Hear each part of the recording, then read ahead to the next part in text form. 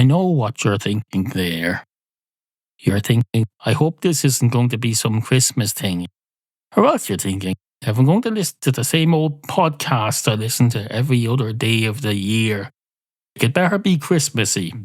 This used to depress me as a teenager. I used to notice this. The beginnings of cable and satellite television, you get the RTE Guide, the Christmas edition of that is very popular. And you look at the Christmas Day listings for Sky One. It's exactly the same schedule as every other normal weekday for 365 days a year. You'd see 4 p.m. different strokes. Then they'd show Bewitched. And then they'd show Star Trek The Next Generation in black and white, same as every other day. Now I know what you're thinking there. You're thinking, wait a minute, Star Trek The Next Generation in black and white. Yes, on an old hand-me-down 14-inch portable television that had a huge hole in one bottom corner of it. Because in those days, when there was a hole in the corner of a television, we had those catering tubs of margarine. Now, you may not be familiar with them. If you're not from a family that ate margarine instead of butter, you used to be able to get these 4-pound tubs. It was a big square, hard plastic tub with a lid on it. You could use them for anything. So you get one of these, you get through it in about a month, and then you'd have the tub, and you'd use that for anything. You'd use it for storing Lego, or you'd use it to make concrete blocks to put in your garden path, or you'd use it to store sand. Or in my case, you'd cut a bottom corner off the plastic tub and you'd have a plastic corner to replace the hole in your old plastic black and white portable television. And you tape that on, you use a bit of black plastic tape and tape that to it. It was probably highly dangerous. I was probably lucky I didn't burn the whole house down. Well, I got lucky. I didn't burn any of the house down at all, and it served me well for many years. Used to watch Star Trek The Next Generation in black and white. And eventually I watched it in colour, and it was a revelation as I realised space is black and white. These people were flying around in space in the future. In the black depths of despair known as space, they'd fly around in that looking for any sign of life. They go through millions and millions and millions and miles and miles and miles of emptiness. And eventually they get to some sun and they say, there's a sun. Where there's sun, there's planets. That's a good sign, they'd say. That's the sun. And then someone else would go, no, it's just a bog standard star. That's not a sun at all. And then someone else would go, you fucking idiot. You fucking. It was usually Captain Picard would say this. He'd say, you fucking idiot. You fucking idiot. A star is a sun. Every star you see in the night sky is a sun. Even if you see it at night, it's a sun. I know you think we don't see suns at night time. We only see them in the day. But no, every star you see in the night sky is a sun. It's a star to us because it's someone else's sun. It's like when you see a moon that belongs to another planet. That's not our moon, so we don't call it them moon, but it's still our moon. The same is true of other people's suns. Other people's suns are stars, but to them they're a sun. So, and the same is true of people. You see someone else and you say, oh, his kid is a gobshite. I don't like his kid. That's okay. He probably likes his kid. So he thinks of his kid as, wait, I suppose that probably doesn't. Anyway, yes, I did watch Star Trek The Next Generation in black and white. And I did enjoy it, but when I saw it in the Christmas Day schedules, and then they'd show some police drama. And there wasn't proper police dramas, there was American police dramas. Everything's a murder over there. You're not allowed to just catch a pickpocket. It has to be murder. It's the most depressing concept ever. You watch some cop drama for 12 years, and at the end of the last season, they catch some fella and put him in jail, and then there's the closing titles, and then you realise that world is just going to go on forever. They won't be filming it, but the next week they'll have another murder, and that bald fella will have to figure it out. And you want to watch that on Christmas Day? No. Just no. Anyway, happy Christmas to one and all. This might go out before Christmas or after Christmas or during Christmas. Well, you'll probably think it's during Christmas, because this goes out on the 30th of December. You'll probably go, oh, look, he's putting a podcast out on Christmas. No, it's not Christmas. Christmas ends at 11:59 p.m. on the 25th of December. The day after that is called St. Stephen's Day or Boxing Day, depending on your location. If you're in America, it's nothing, because you did your thing on Thanksgiving. You did your thing, you had your turkey and your shit. Whatever it is you do, you go around being thankful. From what I understand, you get a turkey and you stab it in the chest and you rip it open and you tear out its entrails. Now you're doing that in the interest of safety, because it's dangerous to eat a turkey's entrails. So you take them out. You're not being violent or anything. You're doing quite the opposite. When you rip out the entrails of a turkey, that is a non-violent act. You are saving the lives of the people who are going to eat it. You don't want to eat raw entrails. No. You put them in a sausage, I presume, or something. I don't know. I've never ripped out a turkey's entrails. I've found them, and then I've had occasions when I've not found them. But luckily, they're in a bag. So when you do eventually find them, well, you just take it out and put it in the bin. You say, that's that, I'm taking that, it's in a bin. There's a bag inside this that the surgeon left inside the turkey, and you take that out and you put it in the bin, and that's that. Into your head, into your head, into your head, into your head, into your head. There's a smell in here. There's a smell in this room where I am. Now, that won't affect you, of course. You don't need to worry about that. You don't need to worry about that. I do. Not because the smell is going to do any harm. There's just me in here. I'm not going to harm anyone with this smell. What I need to worry about is whether I can make it into a primer for a segment of this program. So there's a smell in here. There is. Not like the wasp that was in here a couple of weeks ago. That was fictional for one thing. Several months ago there was a real wasp in the room and we covered that as well. But no, this is neither a real wasp nor a fictional wasp. This is a smell. Now, it's not the smell of a wasp, although I don't think I'd recognise the smell of a wasp. We all think we know wasps. We think we can identify a wasp. We think if there was a wasp in here in this room now, we'd know straight away. And we might know from the sounds it makes, or from the fact that it's flying around in front of your face, terrifying you. Would you be able to identify a wasp by smell? I very much doubt it. You might fool yourself into thinking you can. You'd see this yellow thing flying around in front of you and you say, oh, that smells like a wasp. But you know damn well, you're just guessing. You see something flying around and it's yellow and you think, oh, if I could smell that and identify the smell, it would probably smell like a wasp. Even though you've never smelled a wasp in your life. There's probably animals who can smell wasps. Our cats go around smelling insects all day, every day. They sniff spiders and then eat them. They sniff flying things and eat them. Maybe they're just sniffing to see if they smell of mold. Maybe they can't identify various different insects. We'll never know. You just sniff it to see if it might be gone out of date or something. I suppose that's the most important thing about smelling these things. Anyway, as I say, there is a smell in here. Although now that I think about it, it's gone now. I suppose it has been 3 minutes since I brought it up, so it has dispersed now. So didn't need to bring it up in the first place, but at least we got 3 minutes out of it, and that's good, because I've been having trouble getting going today. So it's good. It's good. That little bit of smell has helped as a primer, and that's absolutely fantastic. I've been in here an hour and a half recording shit. It's all been absolute tripe. And then I decided, wait a minute, I'll just go, there's a smell in here. Because I had just farted, but I hadn't really noticed the smell, to be honest. I was lying about that. I just imagined that there was a smell. And there probably was, but I wasn't taking much notice of it. But it's definitely dispersed by now. I know that. I don't need to be able to smell it to know that it's dispersed. In fact, if I can't smell it, that would imply that it's dispersed. But that's not what I'm getting at, no. I don't think I even smelled it at all like the first place. I just felt the sensation. I was doing an act that would create a smell. But I wasn't really aware of the smells at all.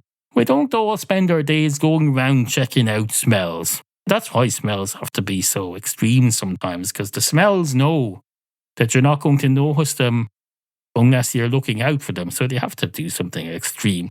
You come across a very strong fart and you smell it straight away, even though you're not on the lookout for smells. They're doing you a favor. They're doing something to draw your attention.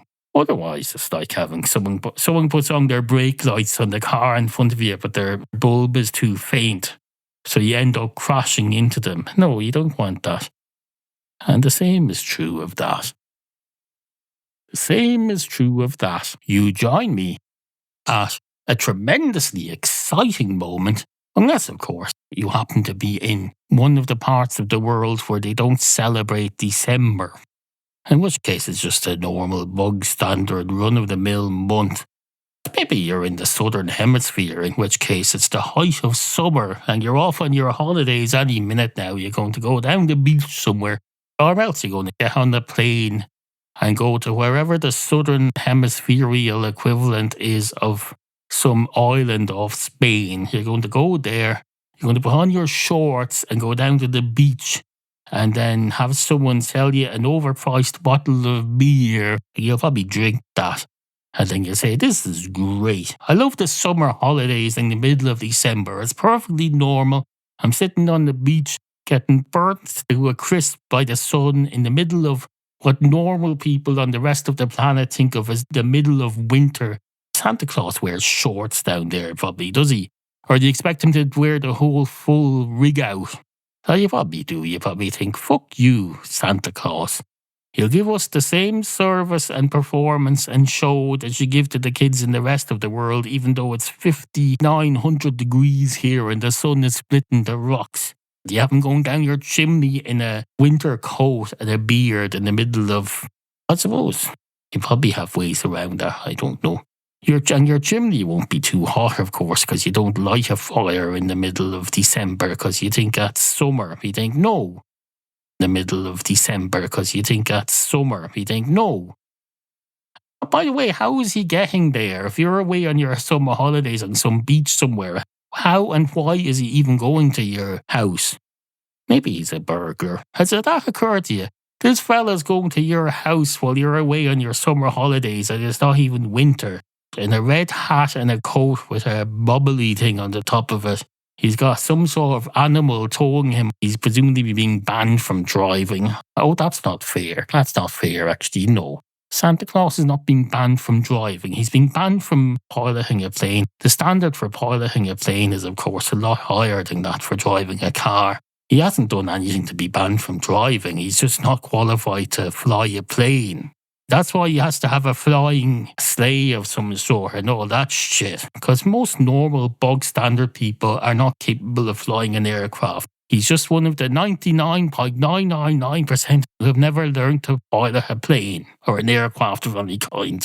And he's not going to go out and do this on a flying sleigh with some sort of magical reindeer in the middle of winter or in the middle of summer where you are. Of course, you're in Australia, so the airways there are at their busiest at that time of year because everyone's going on holiday. You can't have a sleigh flying around there, so no, that's reasonable. None of this is a failing on Santa Claus's part. If you're listening to this on a commercial aircraft, first of all, don't let this distract from your piloting, please. Only do this if your duties allow. Maybe you're halfway across the Atlantic and you're all on autopilot and you've both had your dinner and it's digesting. It's not long enough of a flight for shift, so there isn't another couple of pilots sleeping in a bunk bed somewhere, which apparently is a thing on longer long-haul flights. An hour or two after takeoff, the pilot and the co-pilot go to bed and the spare pilot and the co-pilot take over and then they come back and land the plane. And say, oh, we're all rested now, we can land the plane.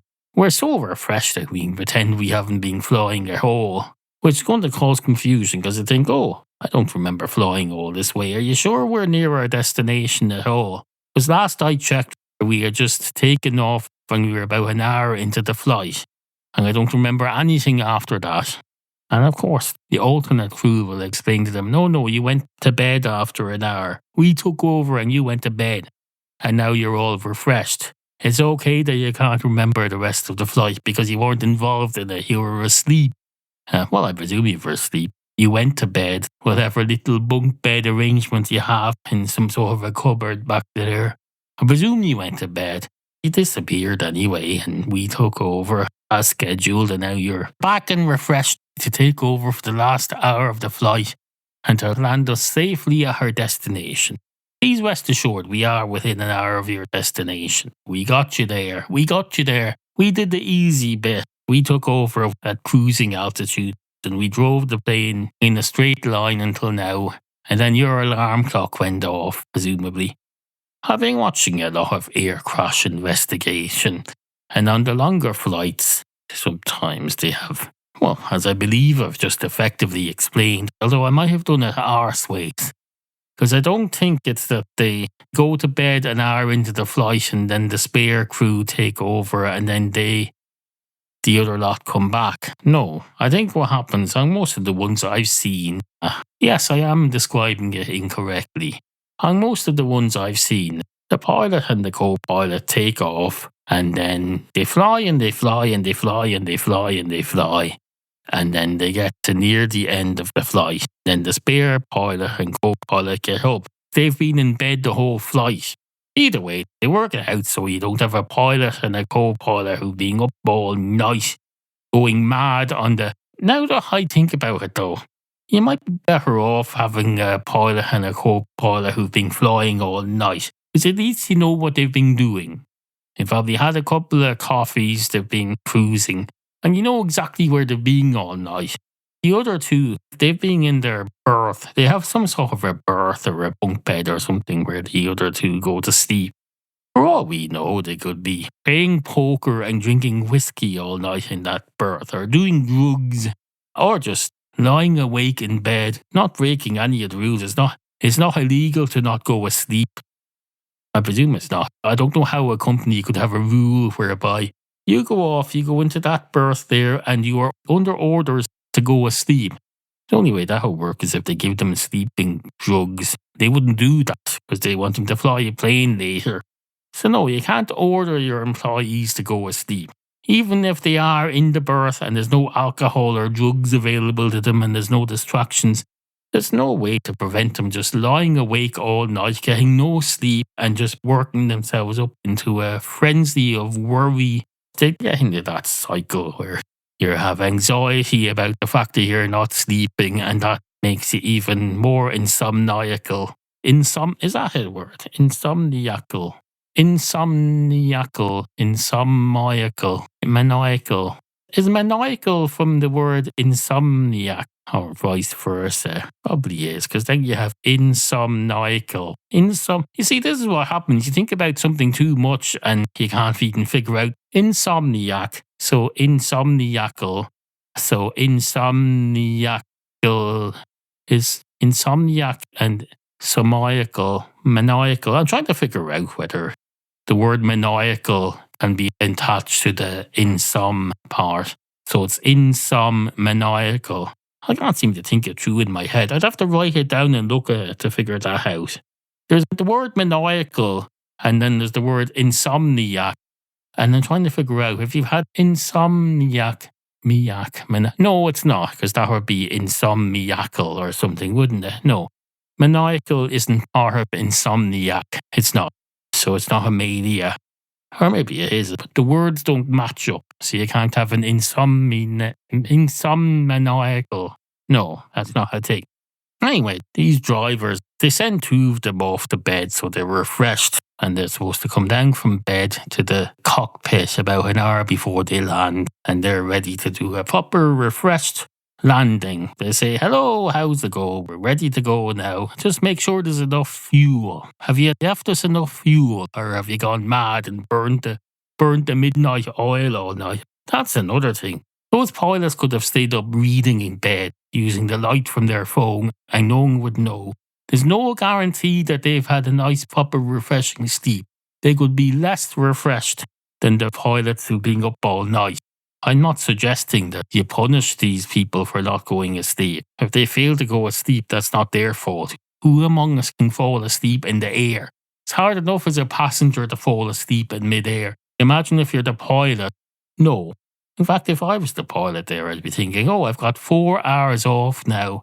I'm not going to spend them sleeping. This is my half night off. I'm going to enjoy myself. I'm going to probably watch videos in bed or listen to podcasts. Maybe make a podcast. Maybe make a podcast in bed, in the berth on the plane. Why not? It's your spare time. You're entitled to do with it as you please. Although maybe it's not. But is that considered part of the shift, the sleeping part? Maybe it is, but still. But what I think should happen is when the 2 spare pilots get up and they come down to the cockpit and they say, oh, hello, how was your night? And the pilots who've been flying all night saying, oh, it was great, it was uneventful, been here on autopilot, having a nice chat. Now, you have 4 pilots there and 2 of them are going to land the plane. You should have some sort of a test. Which 2 of the 4 pilots are most alert and in a better position to fly the plane for the last stretch? Don't just assume that the 2 who have been to bed are more refreshed. I don't mean it to be punitive. No. If you have 4 engines, you wouldn't just go, oh, well, those 2 haven't been in use for the last 4 hours, so they're presumably in the best condition to use. No, you'd run a test and check. Same with anything else.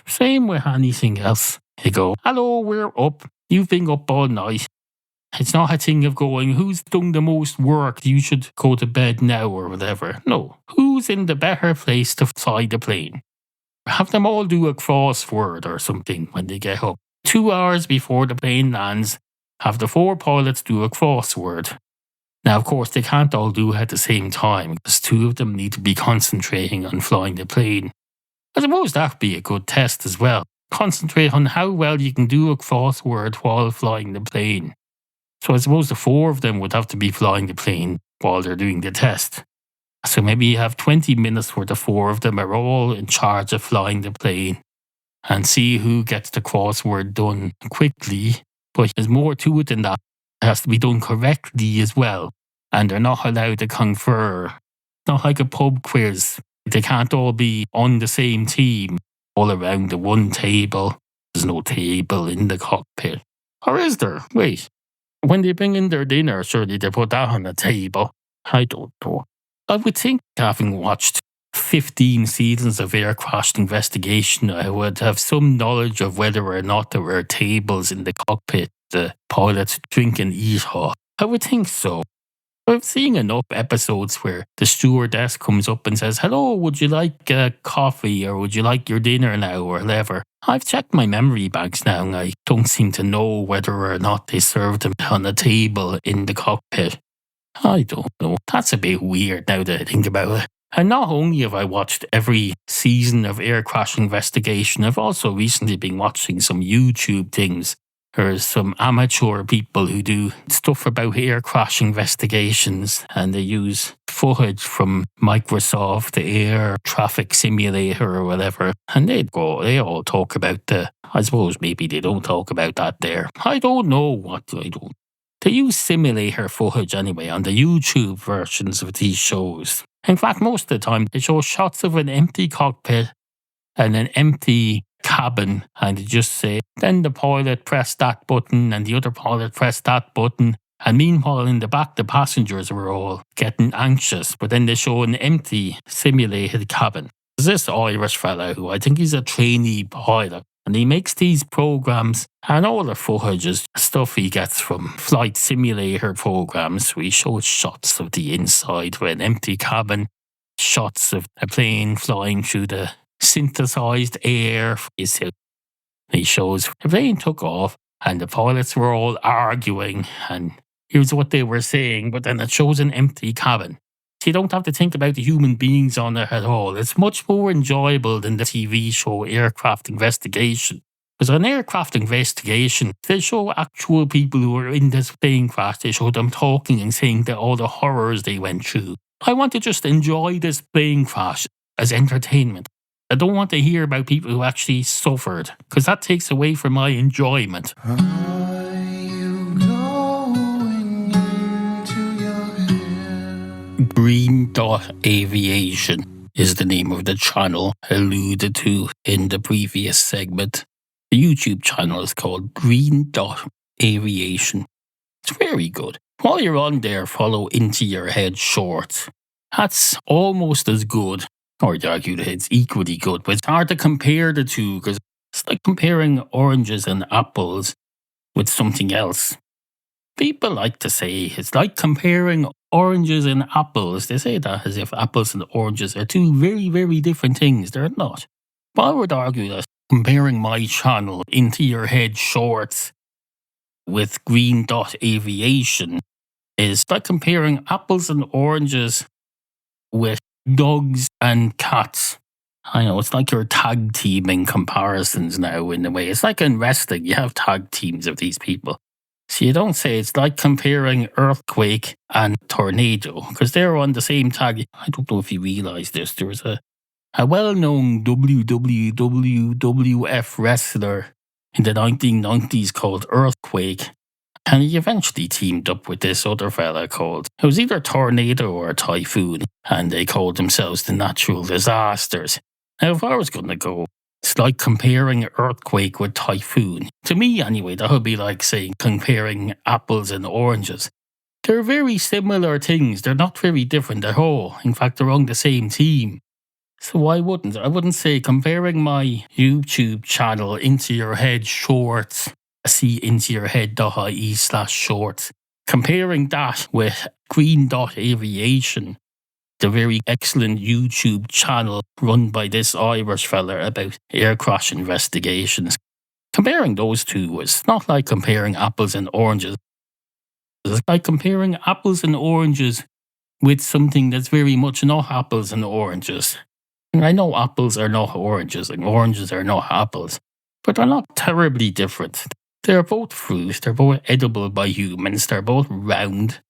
One has a skin that's very different from the other skin. You'd eat the skin of an apple, but you wouldn't eat the skin of an orange. I suppose there's that.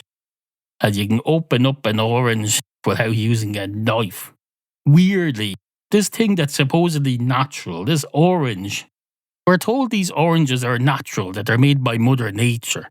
Once you get the peel off, you find that inside, it's very, very unnatural. It's divided into segments in the same way that you might expect in a factory-made confectionery item. It divides equally into segments that are very conveniently just tear apart. You can take out a segment of an orange and it just comes out like it's from a pack of sweets. When you order garlic bread with your pizza, they send this weird square box with garlic bread in it. You can tear off a square. And the inside of an orange is like that. You can tear off a segment that's very equal and suspiciously easy. Once upon a time, there was a dog. And this dog, he was walking along one day, along the middle of a field, not doing anything particular other than just walking around on some fields, on Earth somewhere. Doesn't really matter where. And when I say on Earth, I mean he was walking on Earth as in the substance Earth. The stuff the ground is made of, we call that Earth. I didn't mean to give an address as to what planet he was walking on. I presume they have Earth on other planets. Maybe they call it something else, but they have Earth. You can be walking around on the Earth or lying down on the Earth, enjoying the cold Earth beneath you. I'm sure you can do that. Surely you can do that without being on Earth. Let's hope so, because we're sending people to Mars. Elongated Musket is planning to send people to Mars. And surely when they arrive on Mars, they're going to want to have some contact with the Earth beneath their feet. They're not going to say, the Mars beneath my feet. No, there's no need to change languages just because you go to it. In fact, if you're going to another place, ideally the best thing to do is to have no change of language. You want continuity of language. You don't go and create a new language just because you take over some empty planet. No, we're colonising it. Bring our own language over, surely. That's what they'll do. So no, they'll say, the Earth's beneath me. I'm here on Mars and I'm outside somehow. Maybe they've invented a way to put an atmosphere there. I don't know. But presumably at some point that's the plan. They're going to figure out how to put breathable atmosphere, and then you'll be able to walk around and enjoy the bare earth of Mars. That'll be great. That'll be great for you. You'll have a great time doing that if you're one of the colonists. You'll probably have been thinking about this all your life. You'll go on a plane sometime when you're in your 20s and go, no, I'm going to go over here to Elon Musk's house and say, please bring me to Mars. And then Elon Musk is going to put you on a plane. And then the plane will go higher and higher and higher and higher and higher. And when it gets past a certain height, it'll officially not be a plane anymore. It'll be a spacecraft. And then it'll just go into space. And the pilots will go, oh, now, which way is Mars? Make sure we're headed the right way for Mars. You don't want to be going the wrong way. We're going to look silly if we do that. And of course the co-pilot then will say, which way is Mars? Because I'm only used to thinking about it from the ground. The moon is up there, the plough formation is over there, so Mars is usually about 2 inches to the left of that. I presume they know what they're doing, just like any other form of transport. So anyway, that's Mars for you.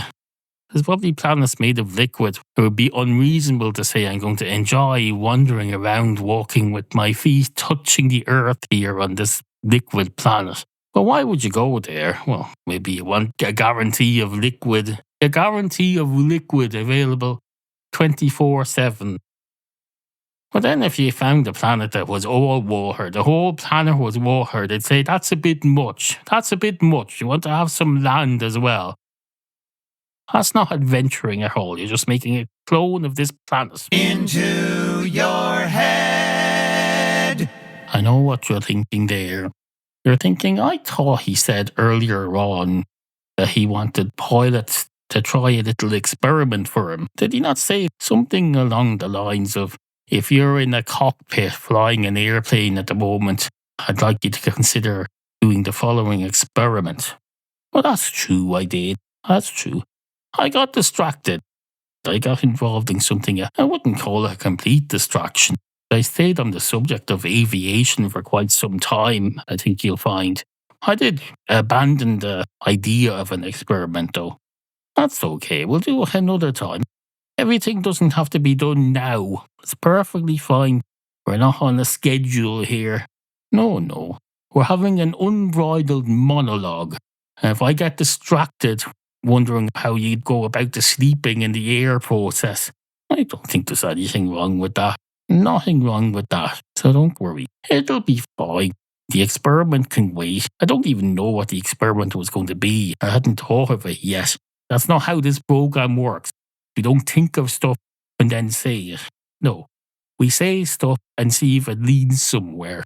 Somewhere that's not too distant from the general topic of commercial aviation, I think you'll find. So it's fine. It's absolutely fine. Now, we did an experiment last week anyway. We did that thing about the traffic lights, if you remember.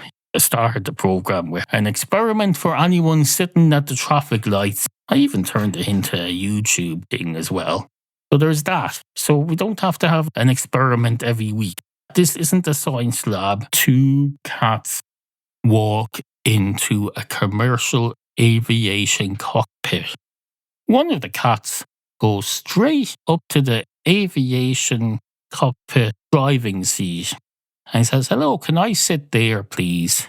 And the man in the seat says, no, I don't think so. You're a cat. You're a cat. You can't sit here. What would a cat be doing sitting here in a commercial aviation cockpit? And the cat says, well, for one thing, you're my owner. I'm in your sitting room. You, for some reason, collect aviation cockpit seats and put them in your sitting room, so I thought maybe you'd be open to letting your cat enjoy sleeping on one. Apparently that's unreasonable now. That's unreasonable. Fair enough. And the pilot says, wait a minute, why did this story start with 2 cats walk into a commercial aviation cockpit? And the cat says, because that's what we thought we had walked into. We came in, we smelled it, and we looked at it, and we listened to it. And it sounded and looked and smelled like an aviation cockpit. So we said 2 cats walked into an aviation cockpit. And the pilot says, how would you know what an aviation cockpit smells like? And the cat says, because I belong to someone who's obsessed with them. That's why. And the pilot says, fair enough. Fair enough. Would you like to sit in the co-pilot seat then? And the cat says, no, the other cat can sit there. The other cat who never really has anything to say in these stories, he can sit there. And the pilot says, fair enough. Well, you sit here then, and I'll go and have a sleep in the bunk bed or something. You take over here. It's on autopilot anyway. What can go wrong? What can go wrong? Well, we'll find out now, I suppose. And the cat says, oh no, I'm not falling for that shit. I'm not falling for that shit. If you're going off to sleep in some bed there, that means the bed you have is more comfortable than this seat. Show me where the bed is. And the pilot says, fuck you, cat. Get off my aeroplane. You've no business being on an aeroplane. If you are, you'd be in a cage underneath with the baggage. Your baggage in more ways than one. Your baggage on this aircraft, your baggage in the sense of you being part of a traditional two cats walk into a bar story that's done out of a force of habit on this podcast. You've managed to get in the way here. So your baggage, dead weight and baggage, that's what you are. And the cat says, well, this baggage is what pays for your pilot wages. It's a budget airline. Go and check in. They say your ticket will be 2 cents and your excess baggage will be 85 euros per stone. And of course, you get round that by saying, oh, there's no stones in this baggage. But they'll say, no, we're talking about stones in terms of imperial weight measurements, which of course they convert to metric now. They'll say, oh, it's 85 euros per 0.0742165 kilograms of dead weight. Of course, the problem is, how do they define dead weight? And they don't. There's nothing to define. It's just dead. The fact that it can't be defined, I suppose, the fact that it can't be identified as anything. There was this picture going around on Twitter a few years ago. There's a picture of someone's room. You can see that there are several items in the photo, but it was blurred to the extent that he couldn't identify a single object in the whole photo. And it's a bit like that. When you have dead weight, it's something you can't identify anything in it. So you just say, I don't know what's in this box, so I'm just going to call it dead weight. That's going to be a problem, of course, with customs and excise. Because when you go through customs, they want to know, what exactly are you transporting here? You can't just say, oh, it's a box of dead weight. No, they want to know what's in it. Is it drugs? Is it gold? Is it cash? Is it flour? Is it souvenirs of somewhere where you've been? Is it souvenirs of somewhere where you're pretending to have been? Not that it's their business. Maybe you've gone on a one-day round trip and you're telling everyone that you've been on holiday and you bring back gifts that you just brought at the airport before you departed. You're going to go home the same day, spend 2 weeks sitting in your house pretending you're still away and just have a holiday from the world. Then tell everyone, no, I'm back now. Here's your gifts that I brought. So I bought you some souvenirs. Maybe that's what you got. Anyway, that's how that works.